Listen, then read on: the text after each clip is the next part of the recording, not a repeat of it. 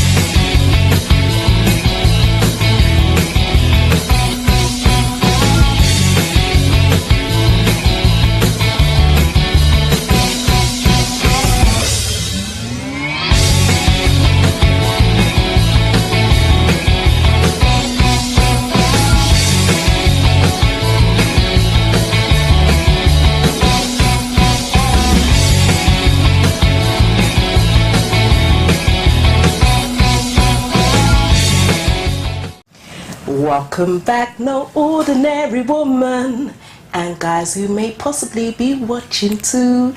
We are in for a treat. I've got Jen and Jay from Hills and Hustle on the show. Whoop, whoop, whoop. Yeah. Anyway. Hey! Listen, I just thought I'd just make it a bit fun out here because you guys are just looking fly. And you know you guys are just going to get all the attention because I'm just trying to like look like these ladies out here. But anyway, do introduce yourself to our viewers because they're probably thinking, why is she getting all excited about Jen and Jay? Like, who are Jen and Jay? So do introduce yourself to the viewers. Okay, as you said, I'm Jay, and from Hustle and Hills. I know you said Hills and Hustles, but I think you was giving it a bit of I was just a flair, a bit of flair. I don't know, do my own version. I always do my own version. It's fine. It's all good. Yeah, so I'm Jay. And I am Jen, Jen Scott. Yes. Okay, and you're both co-founders, and you also got another business. I believe it's Hair ID. Hair extensions. Listen, anyway, this is a good thing while you're on the show because I'm going to be up in your business. So how did your business start in terms of your Hustle and Hills? How did that start? Well, Hustle and Hills came about just through conversation. So me and Jen were just talking through our business. Jen can go into that in a bit, but our first business, Hair ID, and through that, just seeing that there was something missing in terms of bringing business women together, having that platform to go to, having that space to go to find out about what do I need to do in order to take my business here, or how do I reach out to these people. And just through conversations that me and Jen had, we took a trip over to the States. Okay. And we were speaking to the business women over there, and they were telling us about, you know, what it is that they do. And the recurring theme was that they networked and that they all came together, that they tried to work together to promote each other. And that was just lacking here in the UK. So we started up about coming up to 3 years ago. So at that point there was no networking outside of the corporate environment. So there were lots of, you know, networking opportunities, but maybe if you worked in a bank or a law firm, or there was a definite corporate feel to it. And so for creatives and people that were in industries other than, you know, the corporate environment, there was no networking platform for women to come together. And so that's where Hustle and Hills came. Okay, because I like the fact because it's more target towards the ladies and it's lunches as well. Because I've been to one of your events and I just think, listen guys, you need to you need to go and check out these ladies. Their events is absolutely fantastic. I've been and I've met some amazing women due to these ladies for networking, and you get to have a 3-course meal. Yo, it's not free, you have to pay. Exactly. So the thing about our lunches is it's really great for women to come together and have that one thing in common. So it's not industry specific, but the thing that brings us all together is that we're women and we are like-minded, forward-thinking, progressive, wanting to make a change. And so that's why we focus on women. But then we invite women from different industries, so whether it's hair, beauty, it could be that they're from the corporate environment, but just that first mainstay of being a female, that's what really brings them together. And as you said, the food, everybody loves a good meal, good cocktails, good drinks. And it's nice to have that dining experience as well, definitely. do you know what I mean? Because it just brings out so much flavour and everything else, and it's great for conversation. And people let their guards down. When you're around food and you've got, you know, food, drinks, it just relaxes you. And so people, it's not a chore, they enjoy networking and they don't really see it as a daunting task, which I think for many networking is it's a scary thing that people sort of put to the bottom of their list of things to do. So in regards to Hair ID, so you said that that business actually started off first, and then obviously with the luncheons that came afterwards. So how did that business actually start? So Hair ID started in 2009. We just graduated university at the start of the recession, and we were thinking to ourselves, you know, what are we going to do for this first summer to ensure we have a blast before, you know, we hit the corporate world. And for us, it was finding something that we were passionate about, you know, we're avid wearers of hair extensions ourselves at the time, and it was just finding a way of bringing that to the market. And we've done our research, tried and tested so many companies, and we decided we'd have a one-day sale, and that would provide us with enough money to get through the summer and just enjoy. Because no one else was really giving up jobs at the time, and that was really, we had the one-day sale, and that was kind of really how it started. But off the back of that, there was such an interest and a need for it. We decided to build the brand around the one-day hair sale, and Hair ID, you know, all these years later is doing what we're doing. We've won an award for the quality of our hair extensions as well. That's amazing. Congratulations. Thank you. Thank you. So we're really just going from strength to strength, and it's been an amazing journey, just to be able to really carve out a niche for ourselves in the industry in terms of hair extensions. There's so many people that do sell hair extensions, but providing a premium offering, and also providing the hair education as well, which a lot of companies don't do. Us women, we love to add length and volume to our hair and sometimes neglect our own natural hair. Definitely. And for us, it's really key for women to sort of understand their natural hair, fall in love with that first, and then, you know, if hair extensions are something that you do decide you want to use to transition or add length and volume, to do that in the right way. You know, so. That's amazing. So in regards to you both graduating in 2009, so what did you do your majors in? My background's legal, so I did law. Okay, and yourself? Business management and marketing. So it really kind of ties in really in regards to your business as well, because I'm sure obviously your expertise and everything else, you've had to use it for the business. Yeah, so definitely. It's great to have that contrast, that mix, you know. But so what's your age group, if you don't mind me asking? How young are you? I'll say 25 to 35 in that age bracket. Should we do that? Age bracket. Well, that's cool. And you're both. I'm 30. I'm proud. I've been redefining 30 since I turned 30. And everyone was just, it's funny you ask, because when I was turning 30, everyone was like, oh my gosh, you're so old. And I was just like, no, like, I'm very proud of my age. I've done a lot. I've got so much more to do. So my whole thing when I was turning 30 was to redefine 30. So I sit here as a proud 30-year-old. Yes, you do that. Yeah, Big up to the 30-year-olds. I I kind of like gone past that stage in my life, but you know what? They say black don't crack, so I'm just going to say It doesn't. Because you look fly. I'm 30 today, y'all. Okay, so what's the challenges that you've actually faced in regards to both businesses? challenges. There have been many, and I think at different times there are different challenges which are faced, but one that definitely sticks out and stands out is consistency, and being able to be consistent in what it is that we're offering, what it is that we're putting out, the quality.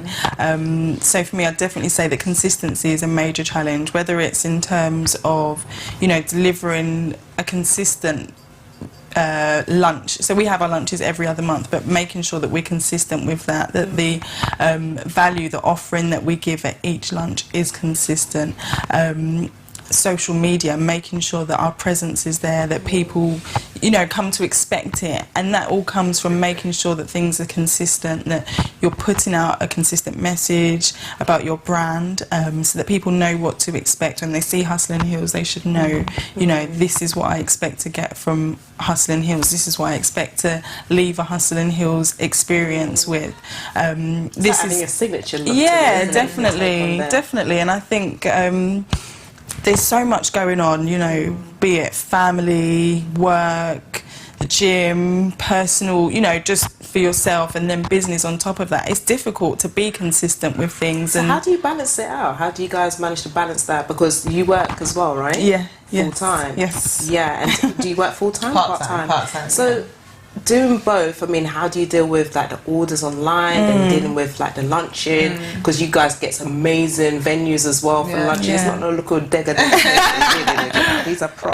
Listen, look how them dressed. Oh, listen, bossy girls right here. Yeah. But how do you manage, you know, to balance it all? I deal with the creative side of things in the business, and for me it's about our key differentiator in both businesses has always been about setting a new standard, and that is, you know, we set the benchmark, so therefore that's what we know we have to you know, exceed next time. So for me it helps having that level in my head that I know that we can't fall beneath. So in terms of the events, in terms of the execution, how it all comes together, you just have to get it done. You know that people are expecting greatness from you every single time, so you just have to make it work. It's just become second nature to us now. In terms but do you feel pressured by that sometimes? No, I don't. I mean, I think maybe before it was definitely something where you just kind of think, actually no, because I think for us it's all grown so organically. It's just become a thing of, you know, we know we have to get it done. So, you know, we don't do stress, like the whole worry and fear, you know, that's something that fortunately we don't do. We've been able to overcome. So for us it's okay, we have a date, we know what we have to do, we have people that are expecting to come to this event and you know, experience what they do when they arrive, so you just have to get it done.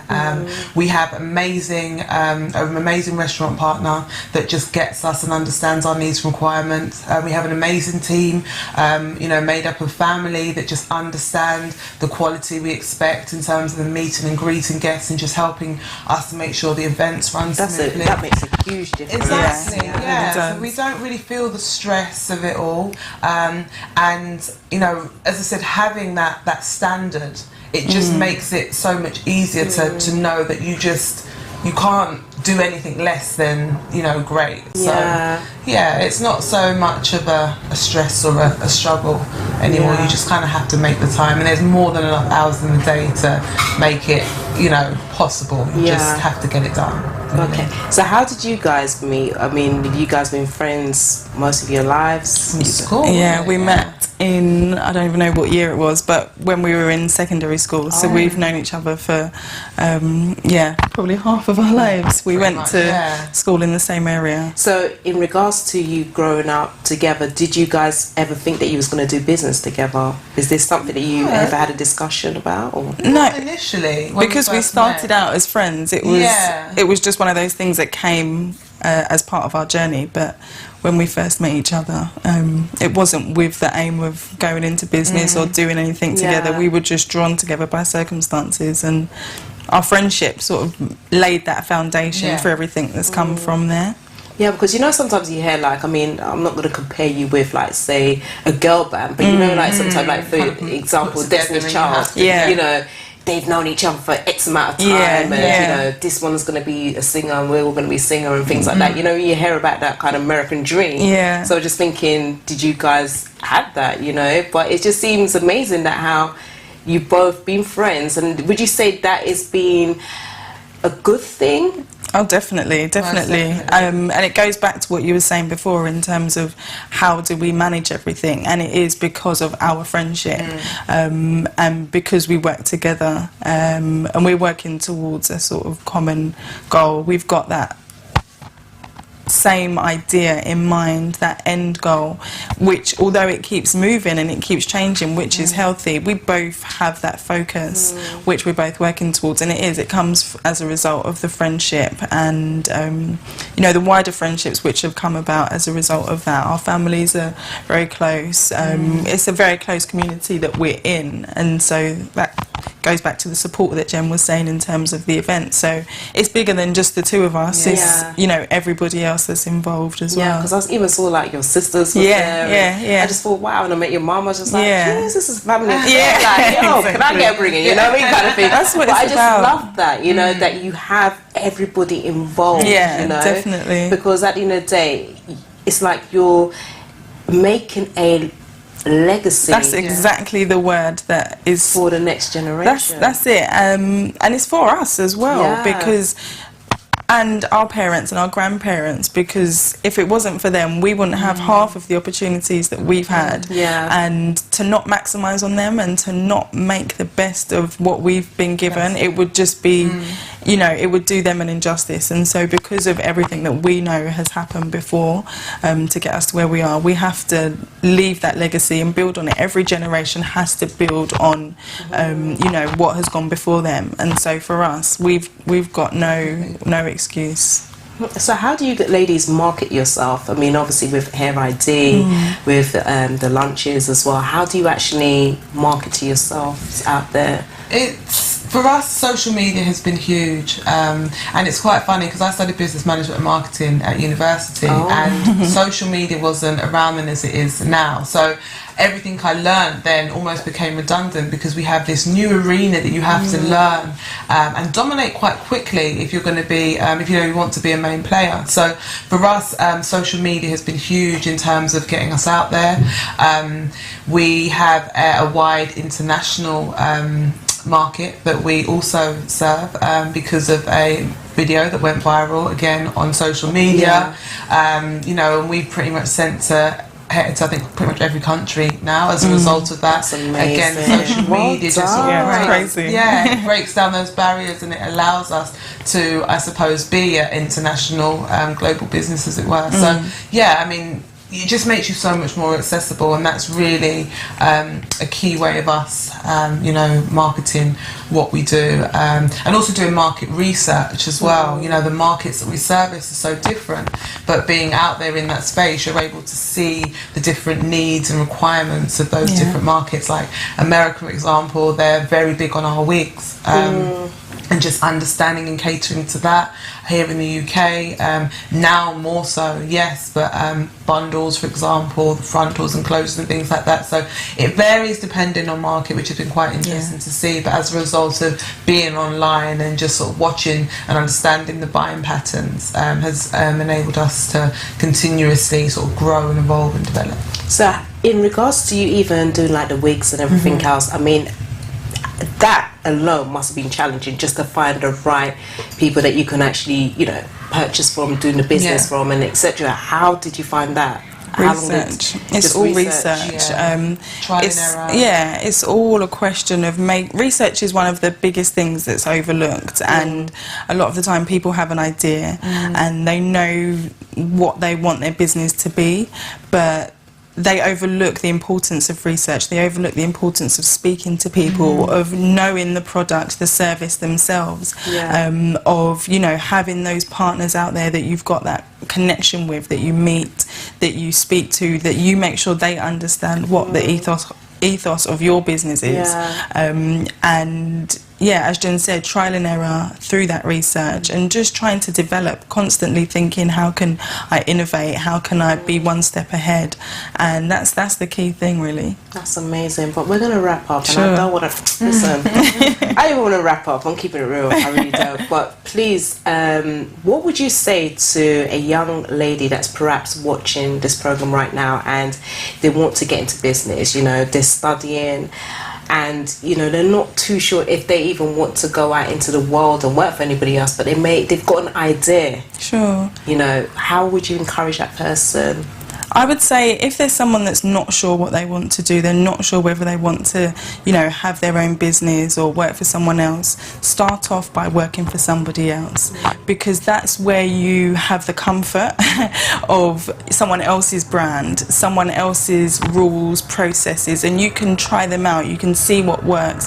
You're learning from the best. That's the best way to, you know, become the best, is to learn from the best, to look at others. So I definitely say try and work with somebody else, try and work for somebody else, and take what you've learned into your own business and just use that going forward. Great. And do you have anything to add to that, Jen? Yeah, I think there's so much focus and emphasis and pressure put on, you know, women, men growing up to, you know, be successful, and it's great, it's a nice driver, but I also think you need to experience life and live. You're only going to know what works for you, what you like doing, and what you're passionate about is if you go out there and just enjoy life. You know, go and explore new countries, identify gaps in the market there, for example. Like, the world is huge, and I think it's really just about, you know, finding what it is you're passionate about, and then business, if you build and grow that. But, you know, it's just, it makes sense, and that's really what it's about. Just go and live, enjoy it, explore. Don't be too caught up on, you know, having a set business and so on. It will come naturally if it's meant to be. So I just encourage you to live and experience and just enjoy life. Fantastic. We're going to quickly wrap up. Like, for real. You know, like, we're going to wrap up. But what's your next upcoming event? If you can just let our viewers know so that they can... June 5th. 4th. June the 4th, Sunday, June the 4th. Yeah. Sunday, June the Something great's 4th. going to happen on June the 5th. June the 5th. Something great's going to happen. I believe that. I'm seeing but June 4th, Sunday, the 4th of June, Hustle Hills. You can go onto our website, www.hhll.co.uk, to find out more information and purchase tickets. Okay, and make sure you go onto their website to check out their hair ID, because their hair right now, I'm feeling it so much that I'm like, yo, they need to just bring people in. But thank you, ladies, so much for coming on No Ordinary Woman Chat Show. Guys, I hope you was blessed, because, you know, I was blessed with these amazing divas out here who are just representing on different levels. But until next time, I will see you on another episode, No Ordinary Woman Chat Show. Peace out. Ciao. Ciao, ciao.